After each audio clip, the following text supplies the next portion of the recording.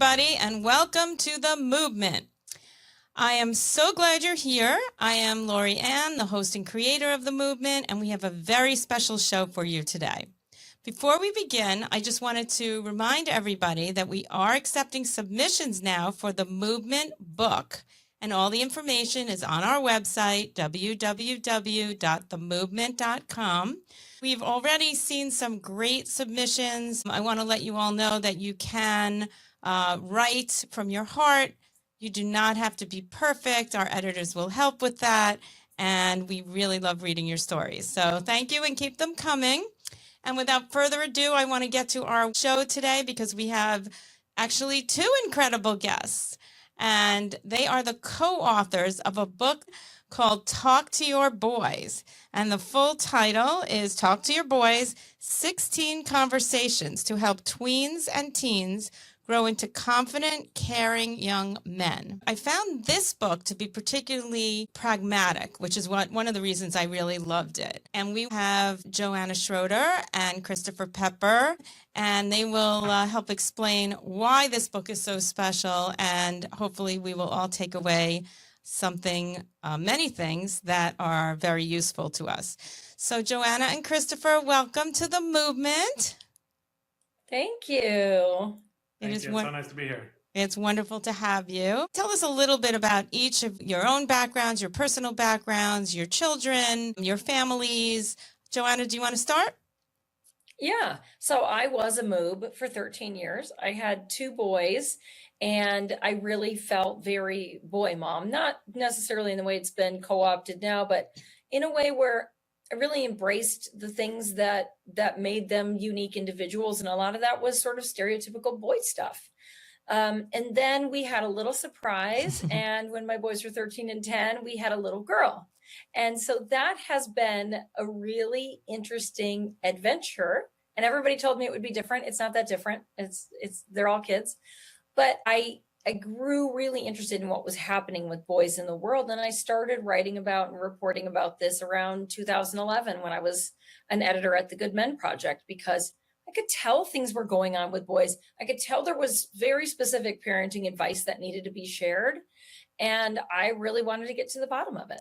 Yeah, it's interesting because, you know, we hear a lot about girls. We hear about girls and feminism, and girls can be anything, do anything. And I don't know if it's because I'm in this space right now that I am hearing so much and well-deserved attention to now the boys.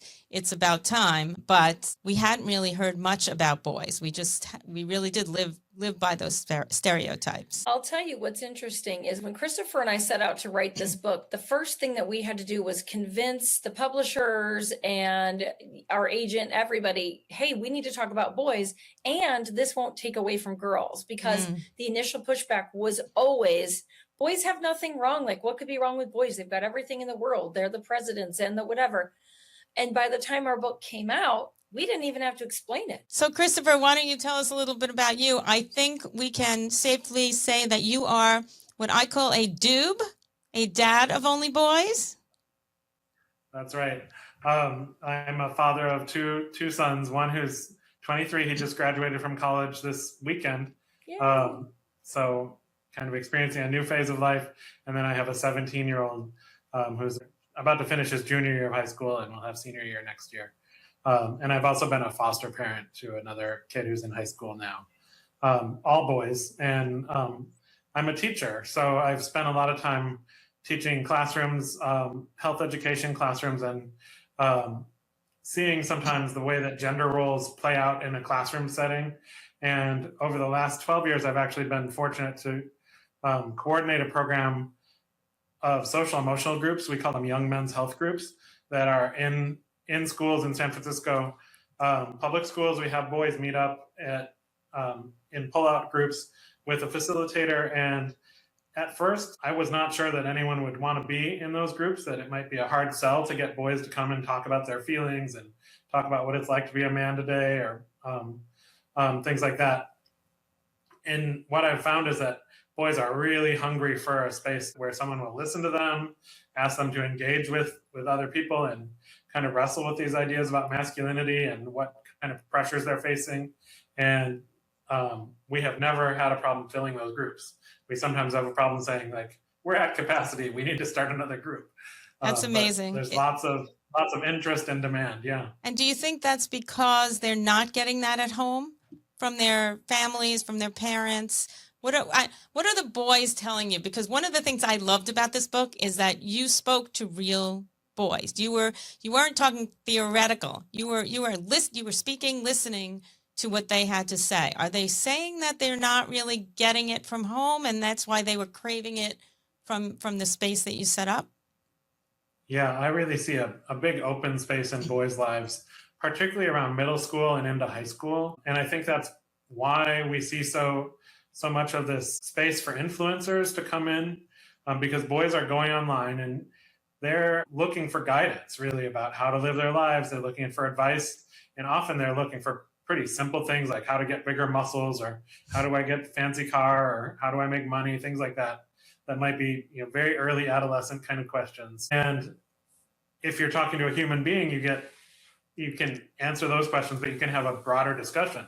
But if you're going online to look for advice about that, you pretty quickly get pulled into kind of algorithmically driven answers. So on social media or on any kind of service that has an algorithm, it'll start feeding you things that it thinks, oh, this must be a teenage boy, and this is what they're into. So you start getting things about gambling, you start getting things about kind of extremist beliefs, or people who want to blame girls for all the problems that you might be having in your life.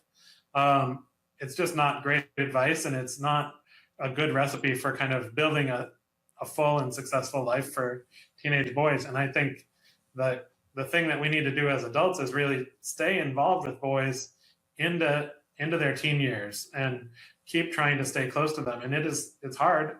They don't make it easy for you sometimes, but trying to stay connected with them, be interested in them, to keep trying to build those connections and be interested in them and keep them close in your life.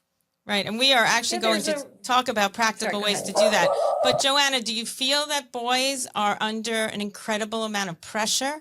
Is that part of what's going on here because of the mixed signals? So what I've noticed is that Generation Z is so in between generations in this changing world. I think Generation Alpha is going to have it a little bit easier because so much has changed, but Gen Z is being raised primarily by people who were brought up with men being doctors and women being homemakers or teachers or nurses.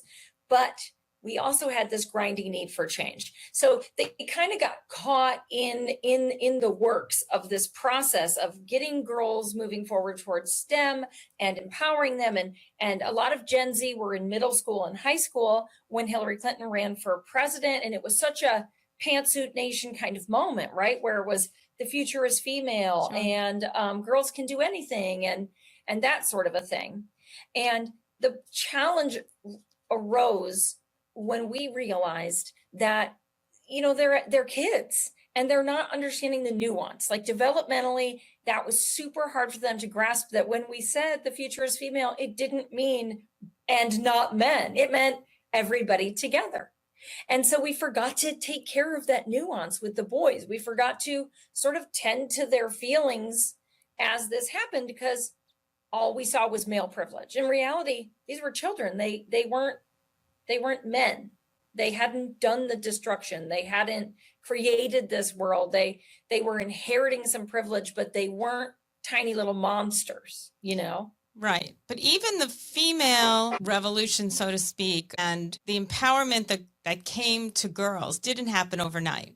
So no, it took generations, quite a long time. So starting this conversation, continuing this conversation, doing what you are doing is really where it starts. And I, from what I can see in a relatively short time, I think the conversation is there. It's out there. It's a matter of educating the parents go ahead. Yeah, I do want to point out that there are grandfathers in this movement, that there were books written about men needing to be more in touch with their emotions, that they need to be better partners, that they need to be better fathers, more emotionally connected, and that they needed to have friends who got like the guys like in the 1960s and 70s that would go in the woods and bang drums. And they were still really, there was a lot of sexism in those movements at the time, but they are the grandfathers of what we're doing now, in that they were saying men have feelings too, and we don't want to be disposable and we want to be heard. And then Terry Real wrote a book about men in depression in 1989 that was still today is the canonical text about men and boys' feelings. And he was a huge influence on our book, and that was in the 80s. So Right. It is taking generations, and we are still going to need more generations moving forward. The good thing is we sort of know the playbook because we've done it with girls before. True. I think that's what one of the things that we're trying to do is we sometimes talk about broadening the palette, like making it so that boys can, if you think of a painter, they're not just painting with black and white, but they have a whole variety of colors that they can paint with. And we want boys to kind of have a lot of options in life about the kind of job that they want to do. So they might choose to do a job that's sort of seen as traditionally male. They might want to be a welder or a car mechanic or a football quarterback or something like that. But to make it and to say that's fine if that's what you want to do and it makes you happy and it makes you feel satisfied. And to know that if they want to be a social worker, if they want to be a kindergarten teacher, if they want to be an artist, a ballet dancer, that is also totally fine. And if that makes you happy and satisfied, that we're going to love you and support you no matter what you want to do with your career, that you are free to try lots of things, and that it's very important to stay connected with other people, because that's where we see a lot of danger for boys, is that they're not developing close friendships and the kind of social skills that we know help lead to long and satisfying lives. And we see a lot of boys who basically go to school and don't talk to many people during the day, and then go home and hop on a computer or a phone. And it's sort of, I think for a lot of boys, it feels like, oh, I'm connecting with my friends because we're online together. And that is true to a certain extent. I think we're seeing that does not replace fully the experience of being in person with other people in real life. And that's a big concern for me. We've seen a dramatic decline in in-person hangout time for teenagers, and also in dating. And you learn a lot from spending time with other people in real time in person. And I think it can make it harder to be a successful adult if you don't get some practice doing those things when you're a teenager. Right. And just to back up for 1 second, just for our listeners, of course we want boys and men to be happy, but this is really more than that. This is about our culture now and how many more negative outcomes there are for boys and men nowadays to prove that they are unhappy. Violent criminals and so many more men who commit suicide, who are clearly unhappy. So yes, we want our boys to be happy and our men to be happy, but this is more than that. This is about helping our society and proving that we all need to reach our potential and find our happiness. Yes? One statistic that is so staggering to Christopher and I both, and we mention it in the book, is that the majority of men who die by suicide had no history of mental health support. And that doesn't mean that they didn't need it. It means they didn't reach out. So we hear it and we think like, oh, it comes out of nowhere. It doesn't come out of nowhere. Right. It's just that parents often let their kid, give them a phone at 13 and let them go. And they just think, oh, he'll reach out if he needs me. And when they shut the door, the parents stop knocking on that door. So we have to remember they need help too. They need love too. They need support too. And we have to know what to look for instead of just sending them away. Yeah, absolutely. So let's get into it. Let's start with what we can do. You gave such wonderful concrete examples in the book. What can we do to help facilitate communication? And let's start with actually how boys communicate differently from girls. Tell us when and how we should start talking to our boys.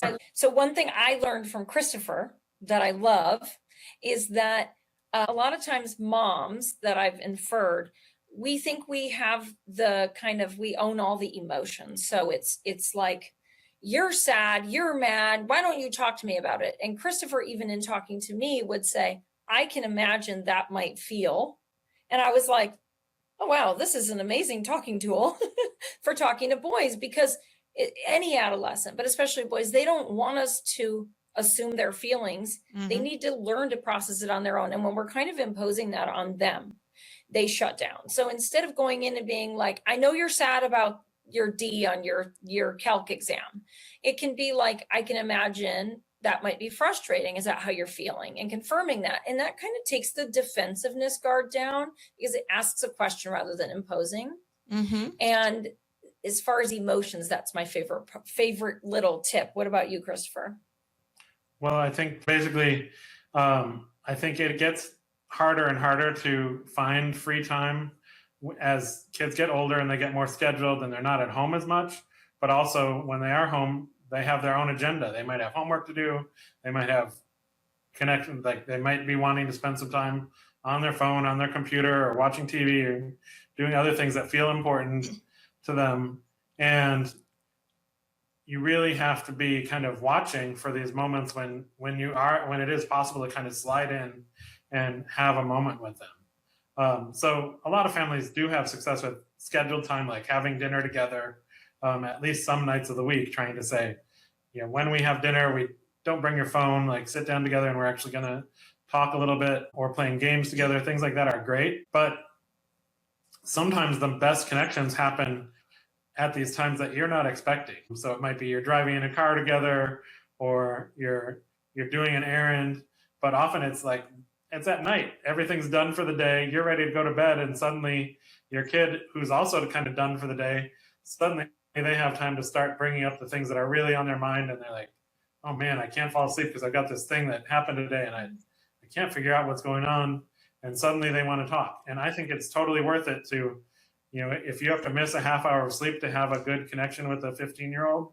I think it's worth it, because those times can be sort of the best moments to connect with young people. Right. And sometimes you can't wait until they come to you. You have to look for their cues. And we've listed a whole bunch of cues from our own kids, Christopher's students, boys we talk to. But your own son is going to have his cues. I can hear when my son, for some reason, it only happens between 9 and 11 p.m. He'll be in his room and I can hear, like he's stifling, like, doesn't want to wake his sister up. He's like, or he'll be like, and it's like, if I can take that moment and just show up in his door and say, hey, what's happening? Instead of quiet down or chill out or stop yelling or what's the problem? It's like, what's going on? Sounds like something might be wrong. That's his cue. I have another one that slams the silverware drawer, open and shut, open and shut. He gets in the kitchen, he's looking for something and he's mad about something in the drawer, and it's silly, it's nonsense, but I know that's my cue to ask what's going on. Right. It's not ideal, but who's ideal? We're human beings, and these are adolescent boys. Things are happening in there. Right. And but there are things that we can maybe do. Like, for example, understand that, especially with boys, the conversation doesn't always happen, or maybe rarely happens face to face, so that we can create moments by trying to engage them in activities while they're bouncing a ball. Hey, let's go shoot hoops.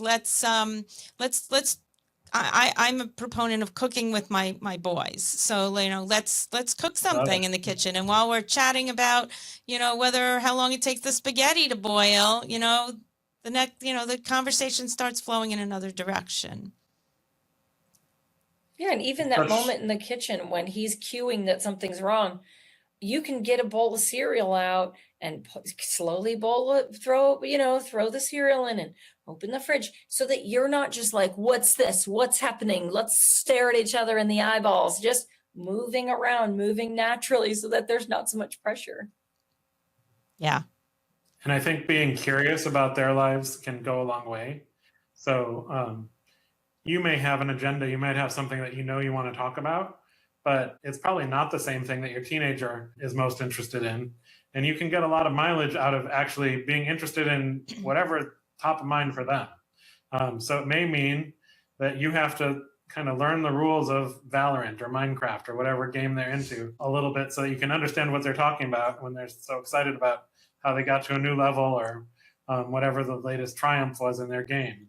It may mean that you have to become interested in the cards that they're collecting and which one's rare and which one's hard to get, and why they're so proud of the foil that they pulled out of a pack yesterday. And I think being curious about their lives and being interested in the things that they're interested in gets you a lot of mileage and may make it easier to have those conversations that when you get to have a moment and you say, here's something that I really want to talk about.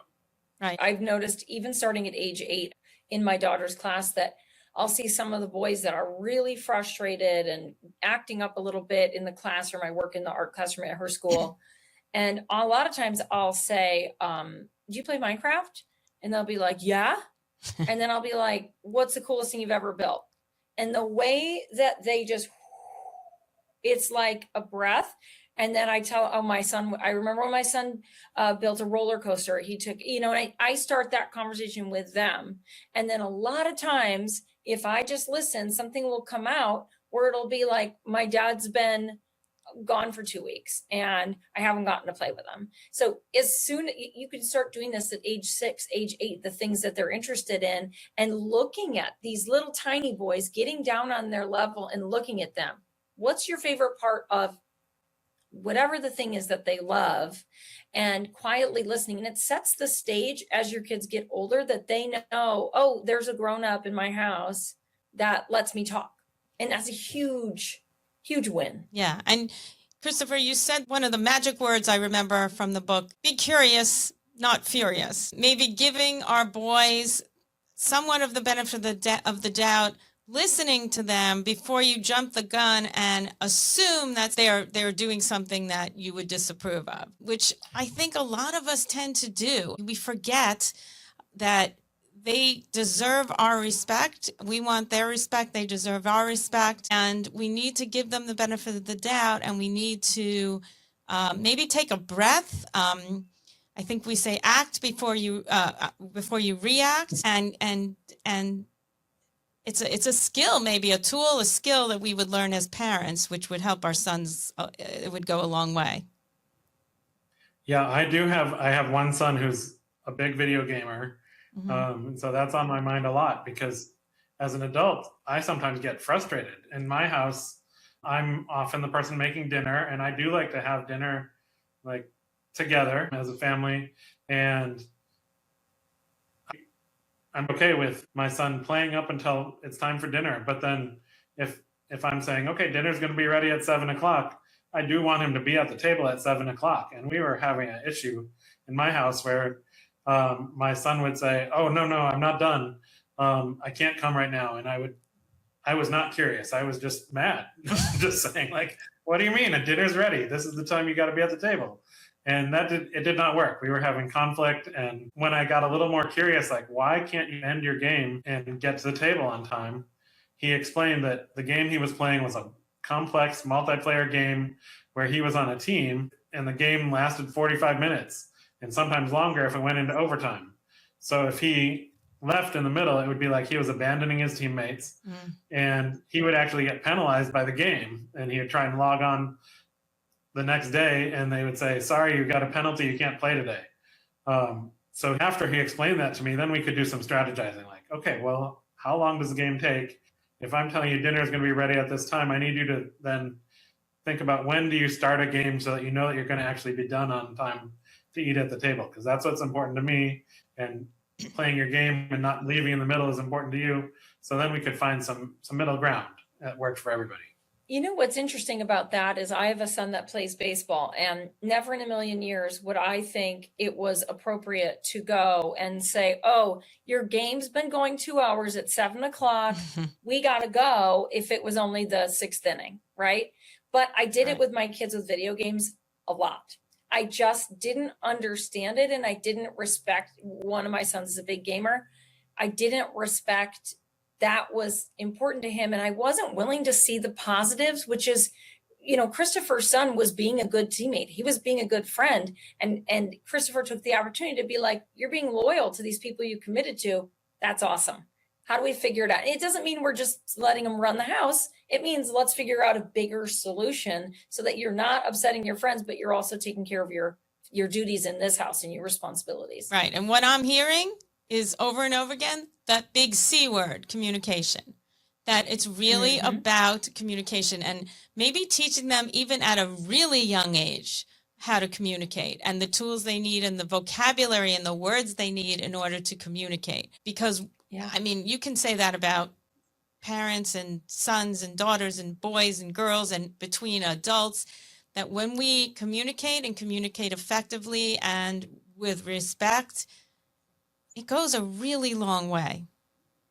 And it actually helps their brains develop. Like when we're communicating with them in ways that encourage empathy and big picture thinking, it is shown, brain scientist Dr. Dan Siegel has proven this, it activates those prefrontal cortexes that we always bemoan are not all that activated in adolescent boys. So the more we're practicing that, in this case, it can be, hey, son, I understand you don't want to let your teammates down. And I get that. I really like that you have empathy for that in that way. But also I want you to know that mom and I are sitting at the table and we really want to eat and we're waiting for you and we feel frustrated. Can you imagine that? Like you can see where we're coming from, right? And if he's like, well, why do you care? You can have a conversation, but you're asking them to. It's not just follow my rules because these are the rules. It's here's how mom and I feel when we're sitting at the table. And maybe your brother came home from college and we all want to eat. And you're saying just one more. It's a bigger thing. It's not shame. It's try to understand where other people are coming from. And that has been shown to help them make better decisions down the line too. And we have to remember, as moobs, and I was a moob for 13 years, that there was not a lot of media for little kids that teaches, between the ages of, let's say, 5 and 12, teaches emotional communication and relationship skills. Before Bluey, which I'm so lucky I have an 8-year-old because I've gotten to watch Bluey, there wasn't something boys watched that was really focused around feelings after they were done with Daniel Tiger. And it's something we have to supplement in their lives as parents of boys. It's so interesting that you bring up Daniel Tiger and Bluey. I'm a grandmother now, a nana, and we have spoken to so many people here now about screen time and limiting screen time. And even among my own, I have 3 sons, they're all married. So among my children themselves, some are more permissive than others. There are definitely benefits to Daniel Tiger, to those shows, but there are downsides to the screen time too. So what's your take on, and I know it depends on the age, but what's your take on the screen timing? I don't usually worry too much about screen time when there's adults in the room who can, especially if you're watching something together, and I do think there's a big difference between sort of scripted TV and movies and what we sometimes call brain rot, sort of things that show up on YouTube shorts or on TikTok that just kind of encourage people to scroll and scroll and scroll, and there's not a plot to them. Right. And so I think that's worth looking at. I think it can be really fine as a family activity to sit down and watch a TV show or a movie together, and you can talk about what you saw and all those kind of things. I don't worry about that very much at all. I do think that it is a lot to expect that a 12-year-old can have access to the whole internet and go in their room by themselves and have the sensibility to be able to navigate everything they're seeing and make sense of it and not and know what's disinformation or what's fake, what's made up by AI, what things are trying to manipulate them or get them to believe certain things or buy certain things. And so I think that's the kind of situation where I get really concerned about kids needing more guidance. And really, I think that's where we should be emphasizing it's not so much about strict restriction, but about guidance and where can we provide guidance so that they're not taking in too much, and so that they have some rules about what they can see and some help when they see things that are intense or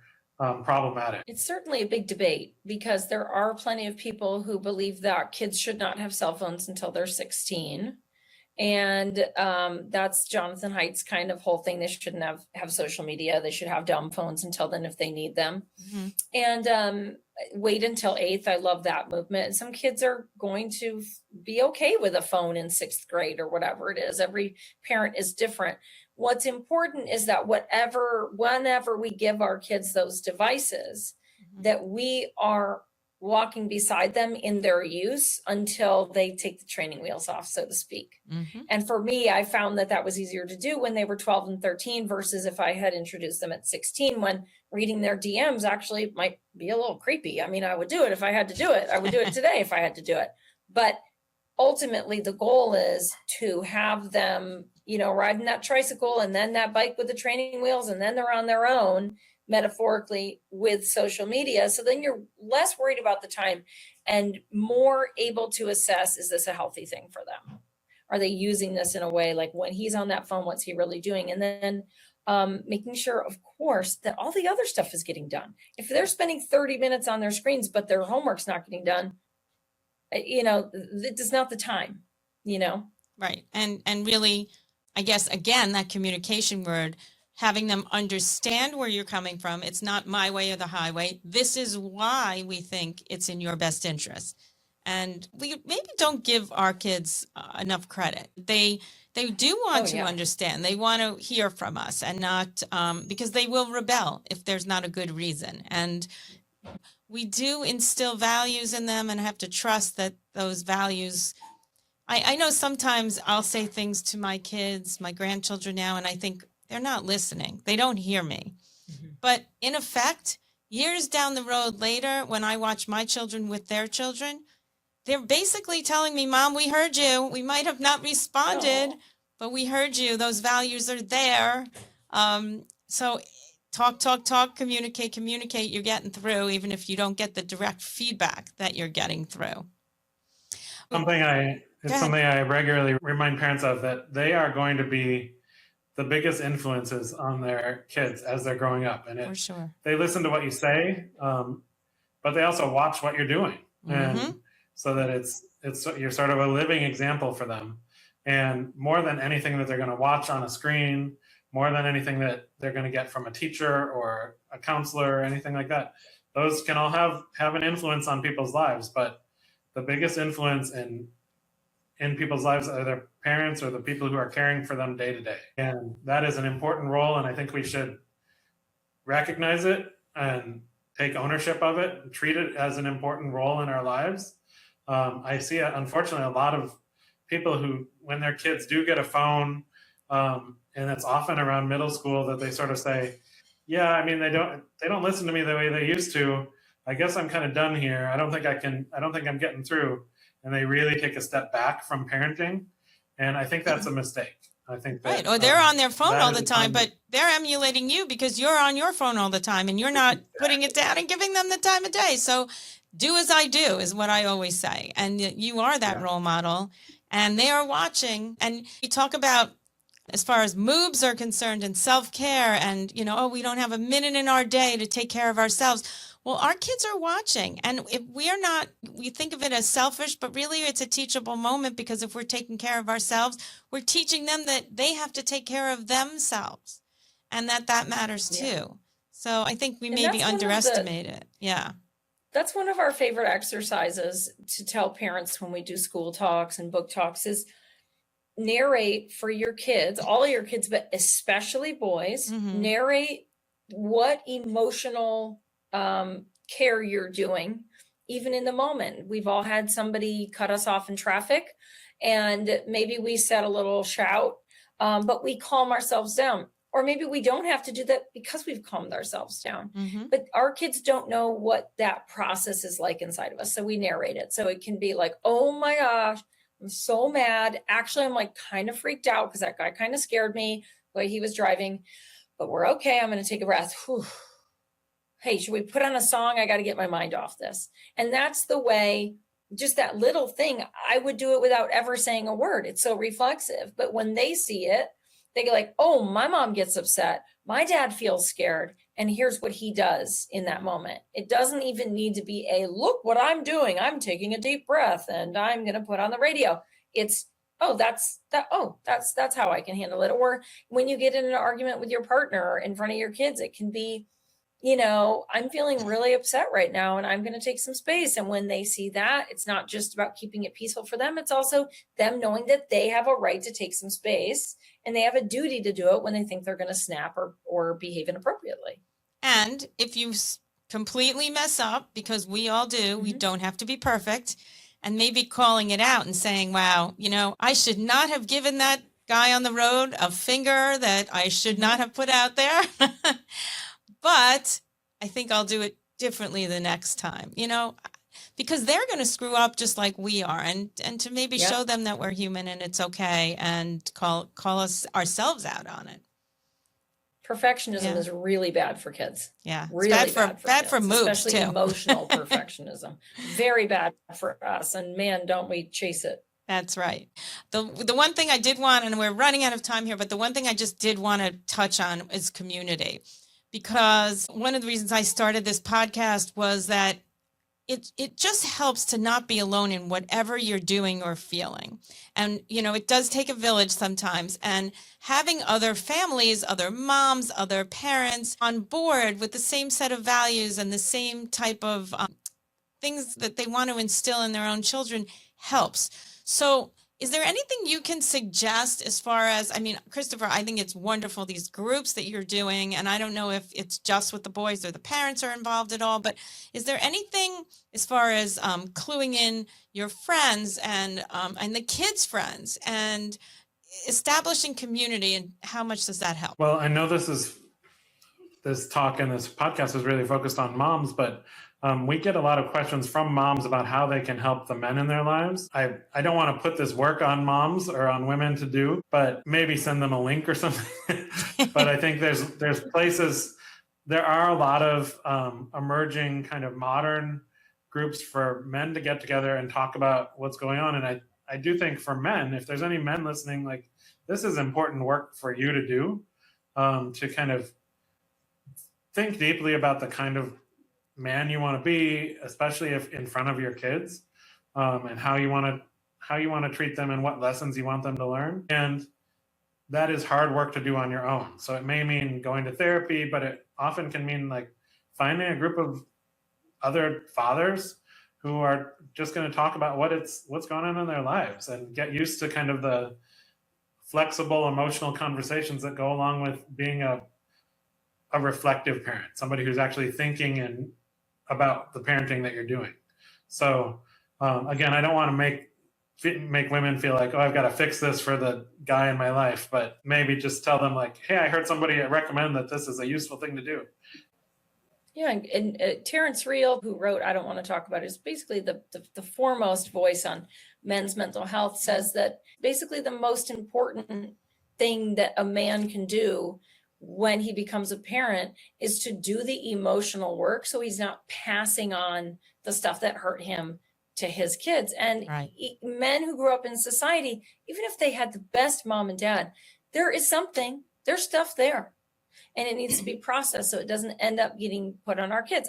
All of us have it, but women in general are already told we should be processing our feelings. And so men sometimes need support to do that. And it is a gift to your children to become emotionally aware for yourself about your own emotions. Absolutely. And the relationship that you have with your children, which, Yes. it just makes such a difference. One thing that we learned from an author named Priya Parker, who's kind of a specialist on gathering and getting people to come together. She actually did a group with other moms from her school. So she's a mom of a boy, raising a boy in Brooklyn, and wanted to talk about what it was like to be a mom of a boy. And so she did a book group with other mothers of kids in they all had sons in the same grade, I think in 4th grade. And she put together a book group where they would meet regularly. They actually read Ruth Whitman's book, Boy Mom, and they read Talk to Your Boys, and sort of grew a social group out of, they had a little bit of homework because they were reading a book together, but had a social group. They would get together, they would share some food and drinks and have a discussion. And then when things came up with the boys in their real lives, they had a group where they were already on each other's phones. Like they could text and say, what's going on with the situation at school? And they knew each other and had enough trust that they could talk about things. So that's a suggestion I would encourage people to do. You can use our book, you could use Ruth's book or some other book that you all want to read, and just use that as an excuse to get a book group together and start to make some friends focused on these issues of raising boys. You know what? I think that's a great idea. I'm in 3 different book clubs with my girlfriends, and we use it as a social evening. I think that's a wonderful idea, and that it shouldn't really just be moms, that we should include the men. Yeah. If there are dads, if there are men in our Absolutely. lives, bring them along. And that's the perfect way to get out this message and have them end up bonding with each other and being able to discuss their thoughts and their feelings about it. Great idea. Maybe we'll have to start a MOOB book club. That'll be the next venture. So I'm going to ask you, we do have one MOOB mail that we call a question from one of our listeners that I promised I would get to. But I do want to ask you, if you had to just basically leave everybody with one thought, one main point about, aside from read the book, because I'm going to tell everybody, read the book, listen to the book. It will be worth your time.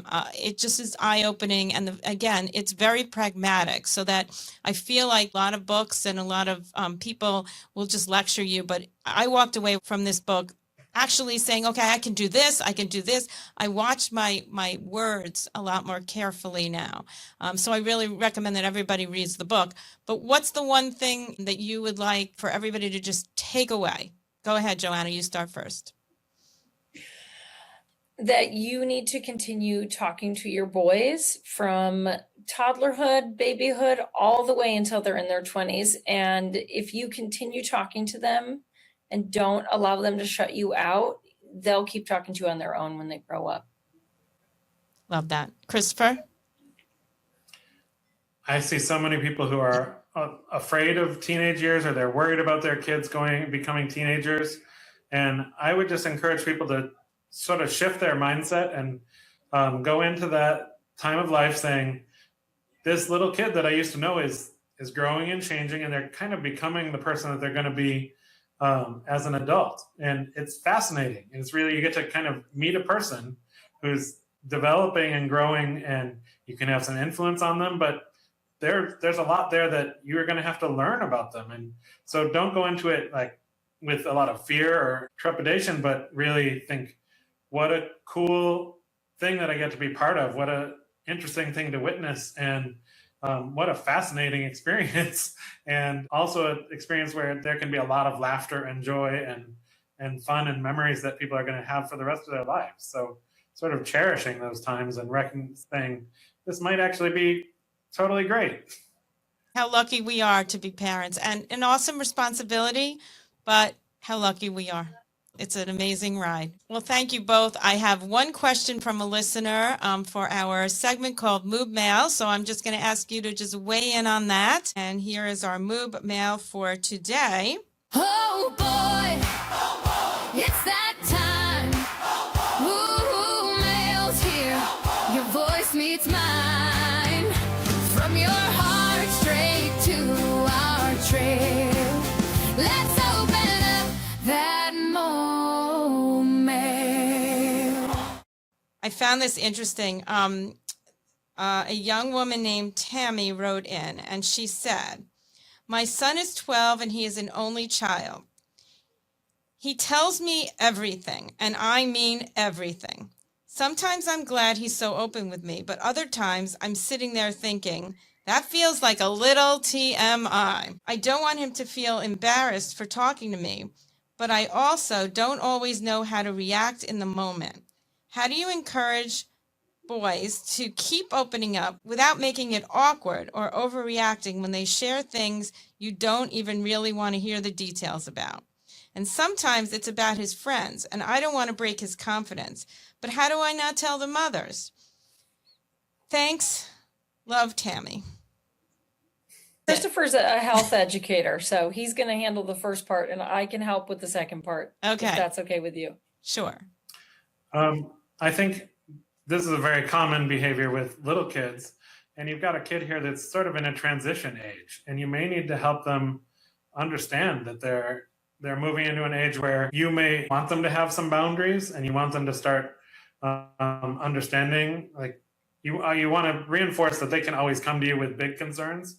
But for sort of these day-to-day things, it's okay for you to have some boundaries, like say, I don't really want to know all the details about what's going on with your friend's private life, or that doesn't seem like something you should be sharing with me, and help them figure out maybe who they could share it with, or what things they should keep private and that aren't a need to know. They're not something that you need to know because someone's in danger, but it's just sort of more like gossip or more things that they might tell a friend or tell a counselor or someone who's not you. And part of the role is to just provide some guidance around that and say, as you get older, there's going to be things that aren't really appropriate to share with me.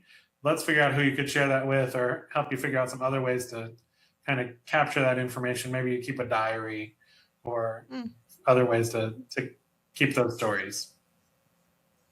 That's an interesting thing, because I would have answered it differently. And I so respect what Christopher says. And I think that if you want a little bit of a different perspective, I would say I'm your mom and I can hold all of it. And if I can't hold all of it, that's my work to do. So I came from a very evangelical background, and I had to learn to talk about where babies came from. And I wanted to die. I was horrified. And then after practicing it, and I followed the guidance of Dr. Laura Berman, and I really wanted to get it right. I got so comfortable that now I horrify them by, demonstrating the proper way to take off a condom. And that was my work. Just like I also had to learn not to scream when I saw a spider, because I didn't want them to be scared of spiders. So 2 different opinions. I don't think either of us are wrong. But you can also teach your kid what is private. Like, hey, you don't have to tell me about your boners. That's okay for you to keep to yourself. I want you to know that, but I'm happy to talk about it if you want. So he doesn't feel like he has to tell you all the things. That's private. If you want to keep it private, that's cool. As for when, and I will tell you, I love gossip, and I will listen to anybody's gossip. Any of you can tell me any gossip you want after this call. I live for it. So I have always encouraged my kids to tell me the local gossip. My rule for myself, and I tell them, is I'm not going to share any of it with anybody. These are children. I'm not getting involved unless someone's in danger. So if someone's taking pills or using powders, driving drunk, drinking really to any sort of excess, I'm going to see what I need to do to communicate that with a parent or an administrator. And, or if they're in danger, of course, that's what I do. But my kids will come to me and say, and tell me things that other parents don't hear about, because they know I'll keep it safe. And before I go and snitch, if I need to snitch, I'll tell them, I got to go to Jennifer and tell Jennifer that Billy is drinking and driving, because I love all of you too much to let this continue. And so far, I don't think they've kept anything from me as a result of that. But and usually the parents are actually kind of cool about it when I've had to do it. Yeah. Sometimes they get mad, but because it's a tough thing. And providing, you said that word safe, and providing that safe space, I think means everything. Knowing that, no questions asked, you love them unconditionally. The fact that they may do something you disapprove of doesn't mean that they're a bad person. Having that safe space. I mean, we all need it. We all need that support, that rock. We need it. So if we can provide it. Christopher's right that we need to let them have privacy too. Yes. They need to know that not everything's for everybody. That is so important. I wonder too, without belaboring this, she happened to mention only child. And I know I have 3 boys who are super, super close. That brotherhood is like this bond here, and they share with each other. But having an only child, I wonder if that makes a difference too, that, he's sharing with his mom, wonderful thing, as opposed to maybe going to his brothers or others in the home, even sisters or, siblings. So anyway. I'm sure it is. Yeah. Yeah. And Christopher has said this about single moms, and I don't know whether this mom's a single mom, but a beautiful bond with your mother is not a bad thing.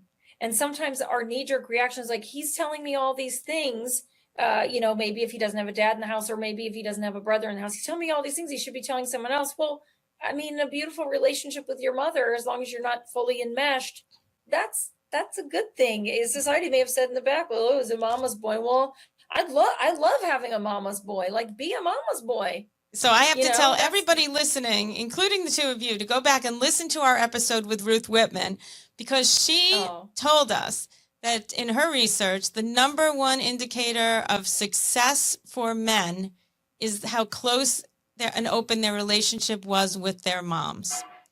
So Wow. I think we So as I'd moms, like to reassure that mom who's listening. absolutely. That it sounds like you're doing a really good job.